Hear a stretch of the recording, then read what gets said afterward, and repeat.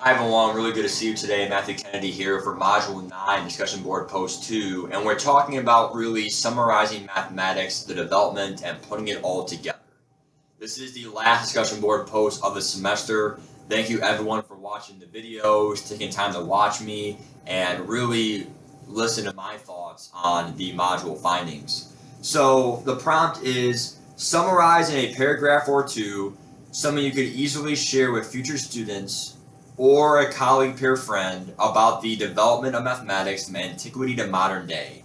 And the key here is to indicate or explain how your summary relates to assigned videos or readings, and include at least 5 different specific references, connections to different modules. So, yeah, I already said it in Module 9, Discussion Board Post 1 before this, but math is a lifelong endeavor language. I mean, like, seriously. I mean, it's a language that we learn our whole life. And by the time that we retire and we're done with, seeking out mathematics, we'll probably never master the whole mathematics language because it's just so hard to do. Like, not only are we trying to really, master mathematics, but there's also so much to math that is unsolvable. So when we really say that we master mathematics, it does not exist. You can say that you're good at understanding mathematics, you can say that you can apply it very well, but to really say that you know everything about mathematics, like, it's almost impossible. Like, there's just so many parts of mathematics, understanding the prime number connections, number theory, all that stuff. It's very difficult, let alone teaching mathematics to math students who need to be motivated and engaged in their work. And you really think about the development of mathematics, we go all back to the Egyptian days, about, again, they really laid the foundation of getting that number system down. They laid the framework of taxing their citizens, of getting a monetary system. We then go to the Indians and Chinese with, creating zero.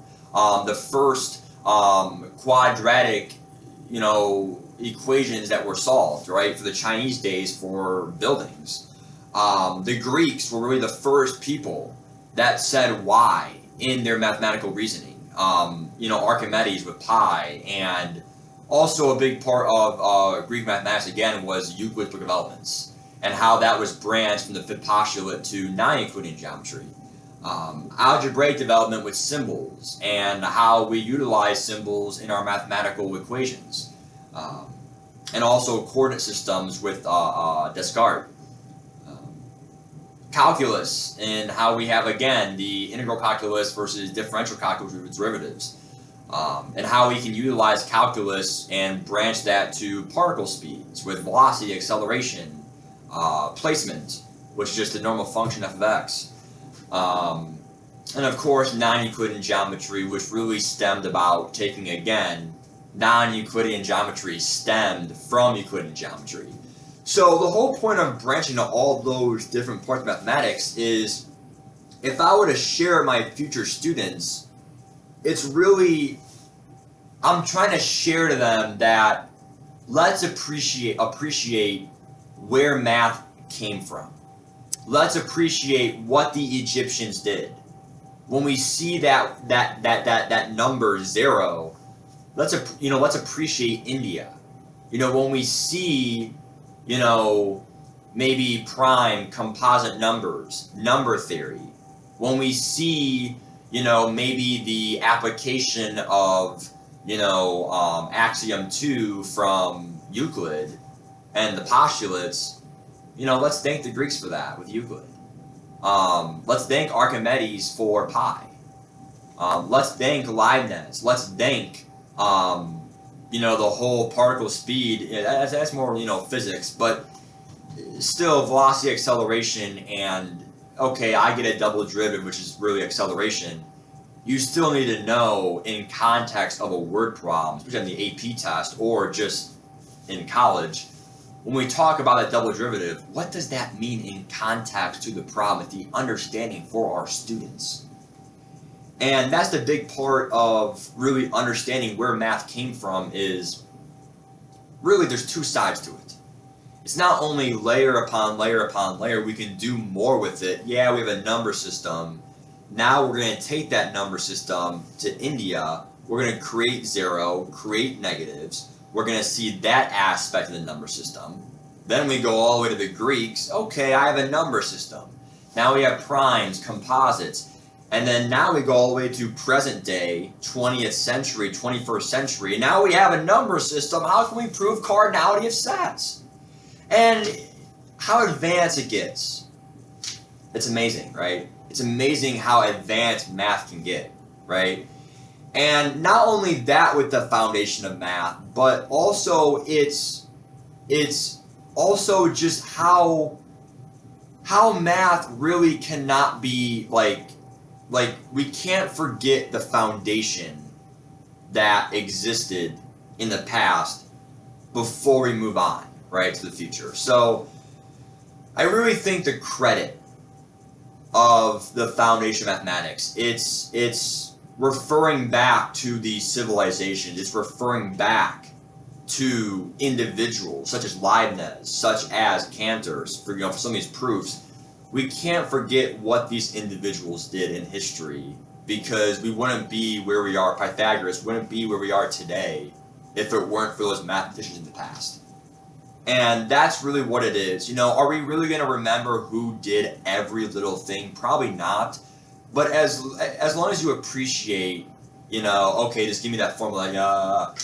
Can we appreciate where these numbers came from? Can we appreciate, okay, I get it, prime versus composite, but someone had to first come up with these number systems. Cardinality of sets and, proof by contradiction, proof by induction, all these proof skills. Well, yeah, we're proving this, but what are we actually proving?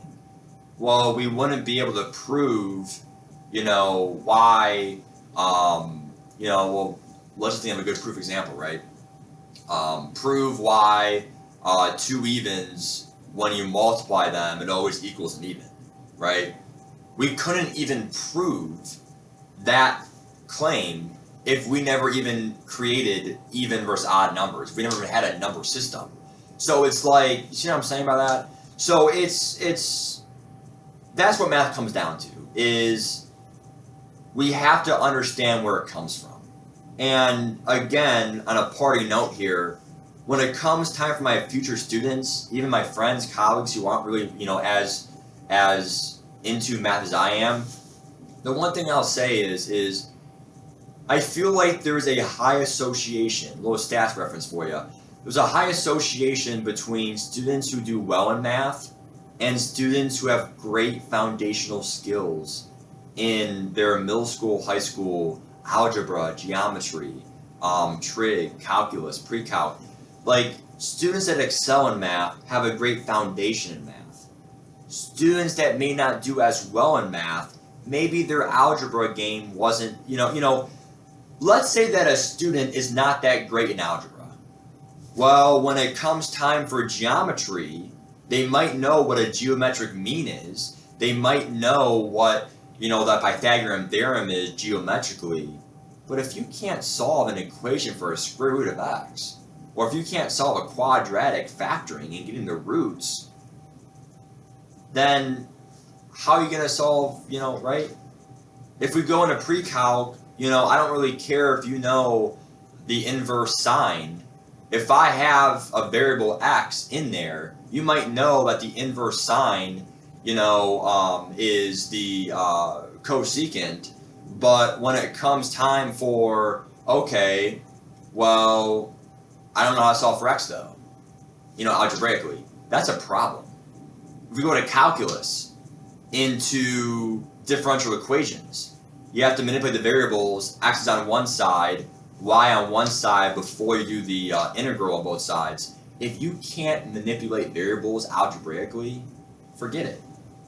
And it's just like, it doesn't mean the world's over. It doesn't mean you're a failure. It just means math is stemmed. I will always believe this. Algebra is so fundamental for future mathematicians in this world. If you don't understand algebra, if you don't get the roots of algebra and equations, variables, algebraic manipulations, graphing functions, then going to geometry, pre-calc, calc, even like discrete math, it's tough. You need a good foundation for mathematics to advance mathematics. And I think really being a future teacher, the middle school years is where it really takes off. If a student is able to really get those foundational knowledge pieces, I really truly think they have the recipe for success to advance their mathematical like careers, I guess. So that's what it comes down to. Give me your thoughts on really the foundation of mathematics. And again, we cannot forget from previous modules what individuals did and be appreciative of it. Take care, bye-bye.